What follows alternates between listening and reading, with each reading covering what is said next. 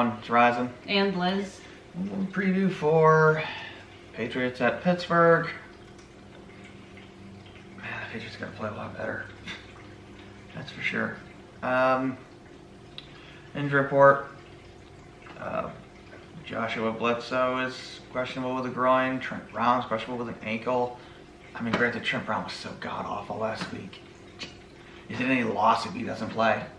The guy he just mixed up protection packages constantly. He was really bad. Him and Cole Strange were bad.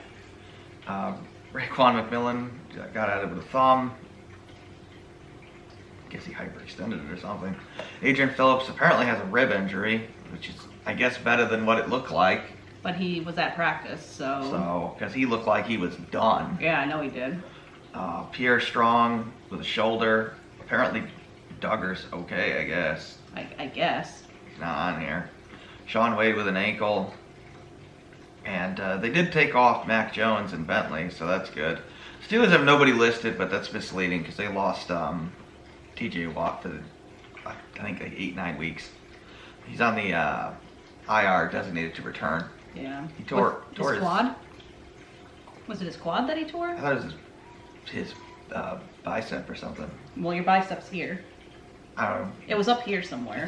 His pec, maybe? I think his pec. Whatever. Some upper body injury. An upper body injury. Which helps us. It does help us. TJ Watt's one of the best players in the league. Obviously, the Steelers are not great offensively. Let's just be blunt about it. Their defense, though, is a different story. Very good. Offensively, they really do a lot of scheme things, flea flickers, read options to generate offense, right? And it's Mitch Trubisky. Trubisky, they use his athleticism too. Not that he's that good a quarterback, but he does have a lot of athletic ability. I was surprised when I saw that he was their quarterback. I didn't realize he was actually still in the league. Yeah, he's in the league. He's their backup. They had a quarterback, and he unfortunately died. Yeah, tragically. But, yeah, Trubisky's an interesting player. Didn't he play for Buffalo for a little bit? No, he played for Chicago, I think, right? Yeah, but wasn't he Buffalo's quarterback for like a little bit? I don't think so. Maybe I'm thinking of somebody else. Doesn't matter. He's played with a bunch of teams. I think he's only played for 2. I don't know. It doesn't matter. Whatever. I mean, whatever. They got to keep Trubisky in the pocket. Make him throw to win the game, because it's not his forte. He really does. They rely on a lot of smoke and mirrors in Pittsburgh to generate offense. Yeah. So you got to just account for that. Matchup wise, we're fine. Our defense against their offense, as long as we communicate. Kyle Duggar, Jalen Mills, communicate who's in the freaking back. Right. And safety with Jalen Waddle last week. Don't do that again this week against Pittsburgh. Right. Jonathan Jones was actually pretty good last week. I'm going back and looking at that. He was actually good on the outside. Oh, yeah. Apparently, the Steelers coach there compared Jones to be as good as J.C. Jackson. Okay, I don't know about that. but he was. He's good. He was actually pretty good. Yeah, I thought he was okay. I thought he was good. Good considering he normally plays the inside. I mean, he's certainly capable of playing it, evidently. So that is a good sign. Yeah. And Mills was actually fine, other than the bust with Duggar, and that was more Duggar than Mills. Right. But offensively, okay. Well, the Steelers love running their too high safety zone coverage. So high-low beaters. You want to design routes that put 2 players in the same zone, one high, one low. Create conflict, so you'll have one guy open. One guy deep. Yeah, you just, zone coverage, a guy covers a zone, and you want to have your routes cross those zones. So crossing routes. Yeah, you want to have one guy go high, one guy go low, and then the defender has to make a decision. Right. That's the idea.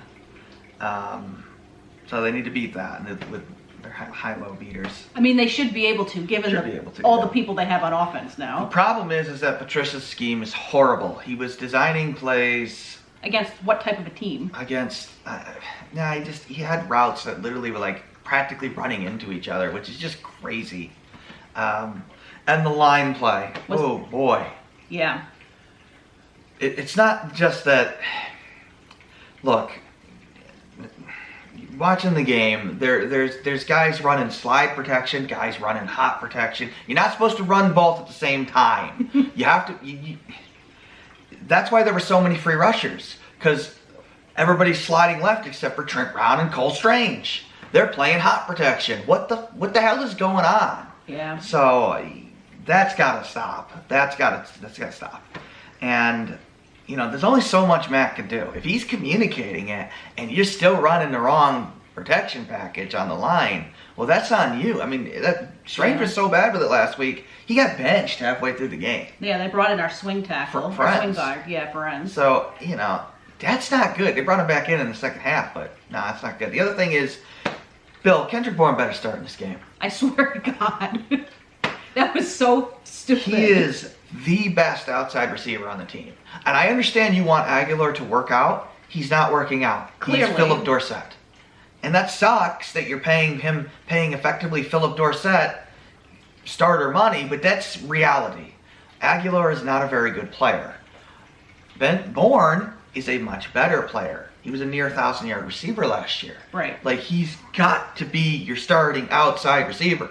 Now, maybe Parker will help on the other side. I don't know. But you've got to have Bourne playing. And from what I've heard multiple reasons why he wasn't playing. He doesn't like the offensive scheme, and they're punishing for that. He was late to a meeting with Patricia, I saw somebody say. Who the fuck knows? I've also heard, they're still punishing him over a fight with the Panthers. That's the most ridiculous one. That's the preseason. That fight was 3 weeks ago, and the Panthers were headhunting in that practice. Yeah, like, come on. Like, really? And it was the preseason. It wasn't even the regular season yet. I mean, it'd be like benching Mac Jones because he got in a fight in practice. It was very reminiscent of when Butler got benched in the Super Bowl. For still unknown reasons, so. Maybe being late to practice. I don't know. Smoking a cigarette, who knows? Nobody knows.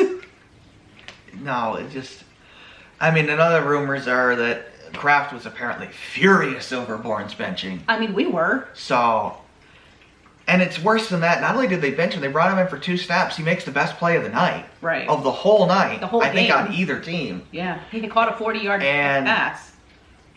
And then you immediately bench him, force a throw to Aguilar, who immediately fumbles it. I know.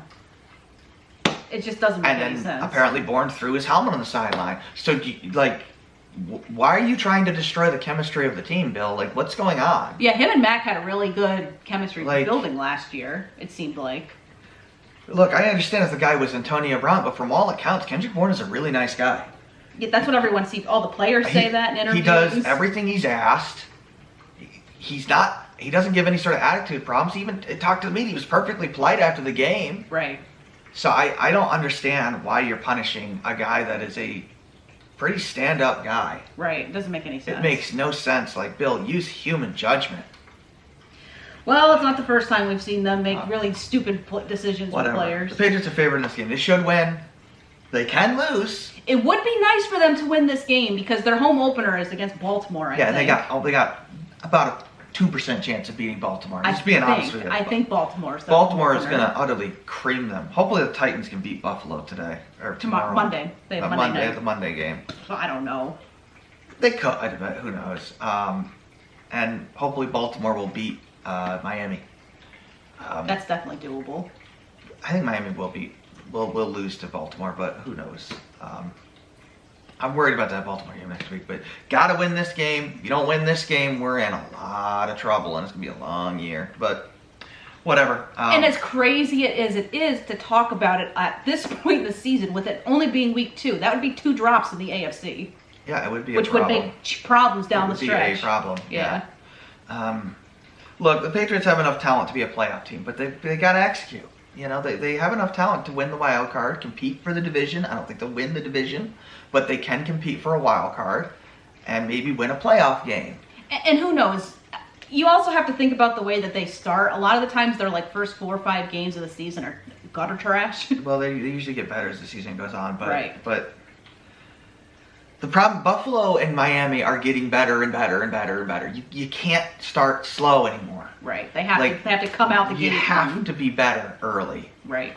Because Buffalo has elite level talent, and Miami's basically a quarterback away from matching Buffalo. Pretty much. They just need to move on from Tua and get like, you know. They don't if want, they had Matt Ryan, they think Tua's like God though. He's not very. He's average, and average is fine. You can win a playoff game with an average. But if they get the right player, they'll be solid. If they get a Matt Ryan level quarterback, because that's all they would need, or a Matthew Stafford level quarterback, I think Miami's a Super Bowl contender. Oh yeah, with the roster they have for sure. Like, they got a good roster. So. They do. But as weird as it is to say that, they do. I mean, the Jets are the Jets, but whatever. The Jets practically don't exist. But whatever. So hopefully they will win this game and then have something good to talk about. It would be nice, right? But, yeah, let's see. And hopefully Mac's back is good. And he had spasms, supposedly. He had spasms. I get why he didn't want to do the post-game interview. I wouldn't want to stand there either. Back spasms hurt like hell, guys. Like, it is painful, but whatever. And then he was out sick the one day this week, so cold or something. Who knows? Whatever. We'll end it here. We'll see you for the recap, I guess.